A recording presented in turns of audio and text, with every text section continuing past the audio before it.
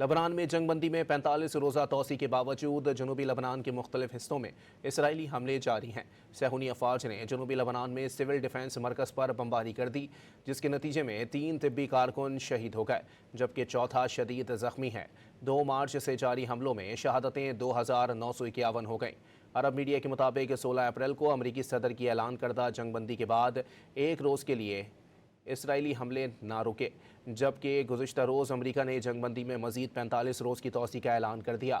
امریکی وزارت خارجہ کے مطابق 29 مئی کو پینٹاگون میں لبنان اور اسرائیلی فوجی حکام کا اجلاس ہوگا، جبکہ 2 اور 3 جون کو سیاسی مذاکرات دوبارہ شروع ہوں گے۔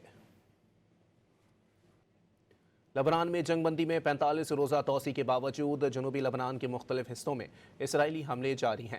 صہیونی افواج نے جنوبی لبنان میں سول ڈیفنس مرکز پر بمباری کر دی، جس کے نتیجے میں 3 طبی کارکن شہید ہو گئے جبکہ چوتھا شدید زخمی ہے۔ 2 مارچ سے جاری حملوں میں شہادتیں 2951 ہو گئیں۔ عرب میڈیا کے مطابق 16 اپریل کو امریکی صدر کی اعلان کردہ جنگ بندی کے بعد ایک روز کے لیے اسرائیلی حملے نہ رکے، جبکہ گزشتہ روز امریکہ نے جنگ بندی میں مزید 45 روز کی توسیع کا اعلان کر دیا۔